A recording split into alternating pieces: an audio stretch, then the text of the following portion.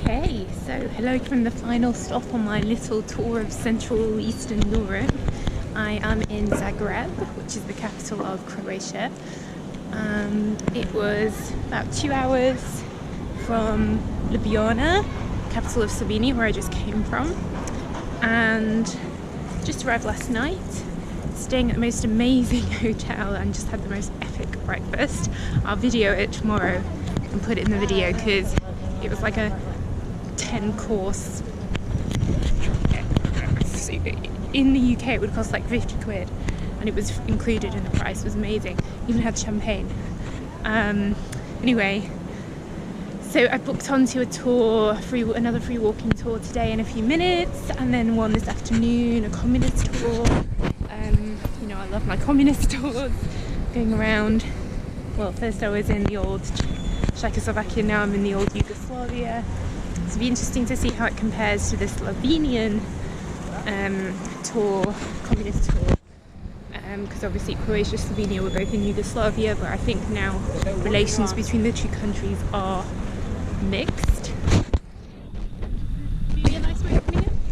I'm no expert. So yeah, this is like one of the main squares. We're meeting by this statue here.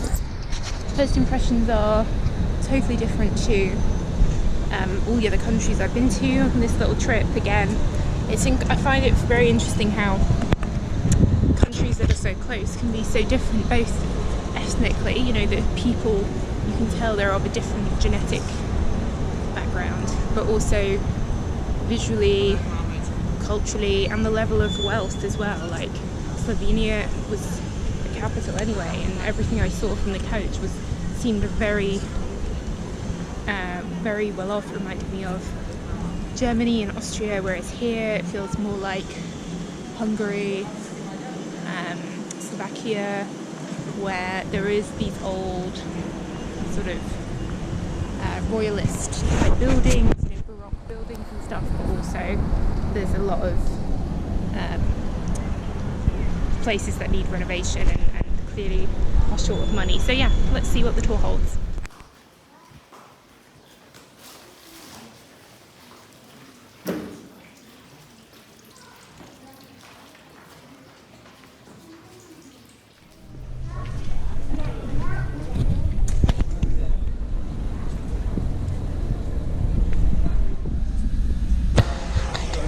Aussi.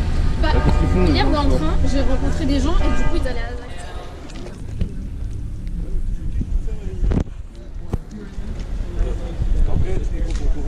Far on the right side, far where the people are standing and the guys pointing with their hand. This white.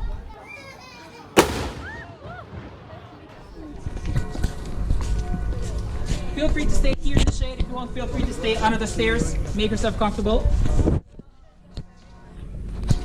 There's the shade also over here on the stairs, so still feels damage from the earthquake.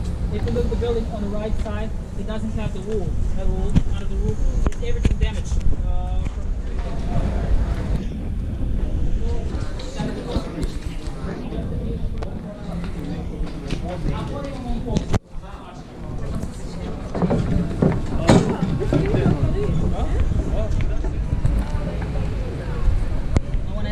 Because the winners are those who arrived the history, because we were afraid that the city will be bombed, because we saw that the German city, Berlin, Munich, Stuttgart, all cities are bombed, so that's the thing we're in the book.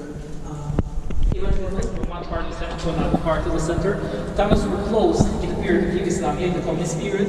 They were open again for the war in the 90s, and they were closed again until the year 2016. And in 2016, we opened the tunnels, and since then, those tunnels are one of the best tourist attractions here in the city. But for us locals, as I said, the best shortcut, because they have to climb the hill. We just go straight through the hill over here. All in the winter period, we have Christmas markets inside. We have small events. For example, this was the venue for the first Croatian rave party. But then in here inside, but then they found the two persons unconscious, so they forbade all the parties, and it happened in events over here. This is the biggest part of the town, and as I said, around 2 kilometers, and just standing. There is one bigger hole. That bigger hole is not the original one. that bigger hole was built in the period of communism. So that part is not original. We don't know what was the purpose of that part of the town of this bigger hole. It's not the we were talking earlier about that exists from 1945 to 1991. And this over here is the ethical map of Yugoslavia. Enjoy the rest of the city, enjoy the museums, whatever. Your place for an afternoon. Thank you so much. Yes, of course.